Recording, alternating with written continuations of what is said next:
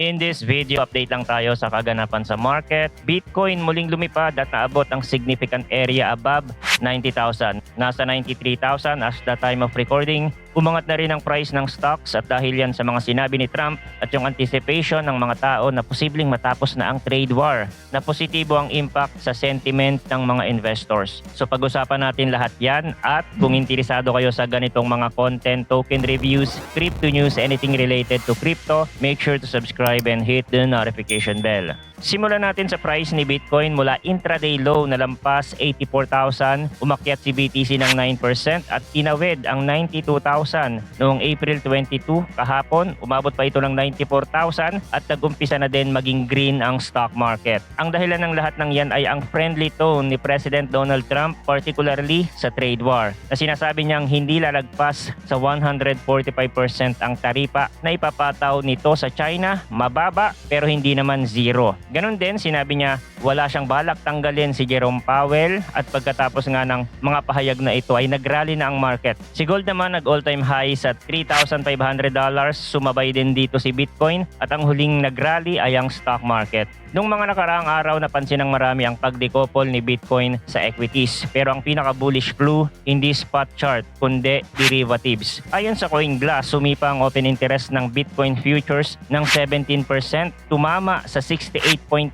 billion 2-month high. Kapag tumataas ang open interest kasabay ng price, indikasyon na fresh capital, hindi short squeeze lang ang nagtutulak. Lalong interesting, nasa kontango tayo ng CME futures, mas mahal kaysa sa spot. Typical itong nangyayari kung ina-anticipate ng mga traders ang lalo pang pagtaas. Kaya nagle-leverage sila sa futures para mas malaki ang exposure kaysa sa direct spot buys. Ngayon ang tanong, sino ang mga buyers at bakit? Makikita sa Coinbase Bitcoin Premium Index ang percent difference ng price sa Coinbase Pro kontra sa Binance. Dahil karamihan sa Coinbase Pro ay US-based institutions, habang ang Binance retail heavy at global. Kapag positibo ang premium, it means institution ang pumapasok. Noong first half of April, retail pa ang dominante, pero April 21 to 22 biglang nag-flip, umakyat sa 0.16% ang premium, clear signal na institutional bid ang driver ng move. Ang pinakakilala sa institutional camp, walang iba kundi si Michael Saylor. April 21, inanunsyo niya na ang company niyang strategy ay bumili ng 6,556 BTC sa average price na $84,785 bawat isa na may halagang $555.8 million. Dahil dyan, umabot na sa 538,200 BTC ang hawak nila, worth $48.4 billion sa kasalukuyang price. Hindi lang sila, Metaplanet ng Japan nagdagdag din ng 330 BTC sa parehong araw. Ang total holdings 4,855 BTC. Sa ETF front naman, pagkatapos ng sunod-sunod na outflows, 33 outflow days versus 21 inflow days mula February, mayroon tayong $381 million net inflows sa spot BTC ETF noong April 21. Malaking reversal, indikasyon na pumapasok na ulit ang TradeFi capital. Sa technical side, sinabi ni analyst Trek Capital, the multi-month downtrend is over. Kapag nabasag ang downtrend, pumapalit dyan ang technical uptrend. Kaya kung titingnan mo ang chart, umangat si BTC sa upper bound ng range mula pa early March at malapit nang pumasok sa fresh price discovery zone kung makapanatili sa itaas ng 92,000. Ayun, lumipat naman tayo sa regulatory scene. Hester Peirce ang tinaguriang crypto mom sa SEC, nagbigay ng preview sa direksyong tatahakin ng ahensya matapos manumpa si Paul Atkins bilang bagong chairman noong April 21. Si Peirce na naging counsel ni Atkins noong 2004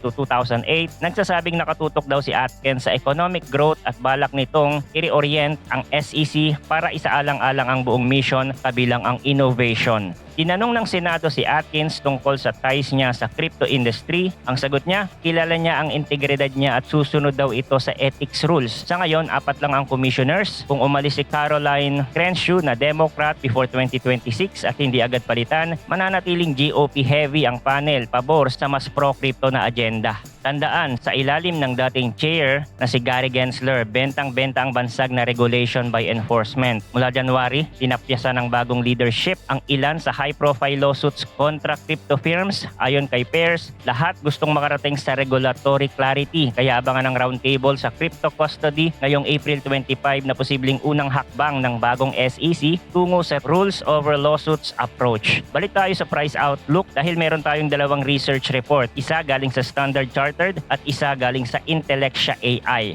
Ang nagsasabing maaaring umakyat si Bitcoin hanggang 200,000 ngayong 2025 kung tuloy-tuloy ang ETF inflow at institutional demand. Sabi ng Intellectia AI, Chief Strategist Fei Chen, optimistic pero conditional. Pwedeng makasira ang Black Swan mula sa matinding regulatory crackdown hanggang geopolitical shock, pero sa ngayon matibay ang bullish undertone. April 22 unang beses bumalik sa 90,000 si BTC sa 6 na linggo kasabay ng record inflow sa ETF.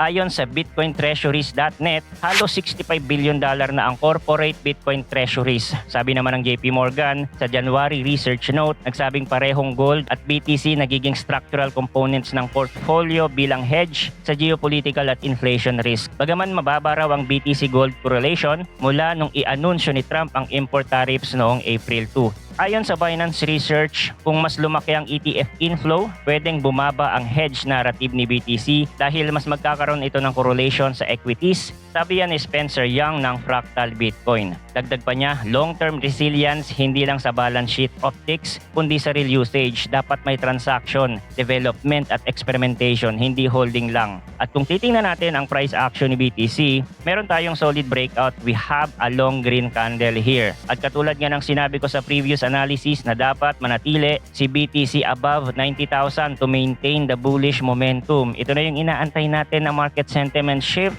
ang pagbabago ng structure, ang pagbabasag ng downtrend channel. Now, retracement is normal. Kung mare-reject ito sa 95,000, pwede rin kasi agad yan mabasag. So kung mag-retrace man, that would be temporary to form a new higher low. And then another higher high, at ito yung bubuo ng panibagong trend na nagpapataas sa probability na maabot ang new all-time high. Ang matagal na natin na inaantay na another leg up. Ngayon, based on fundamental, kung matatapos na nga yung trade war, ibaba yung tariffs, magkakaroon ng magandang deal ang China sa US, then that's bullish. Positive yun sa market, baback upan nito yung price action for another leg up and create a new all-time high. Nasa bullish sentiment na ulit tayo ngayon, and this could be the continuation of a bull run. Okay? So yun lang ang crypto update natin for today. Thanks for watching again. Good luck and see you on the next video.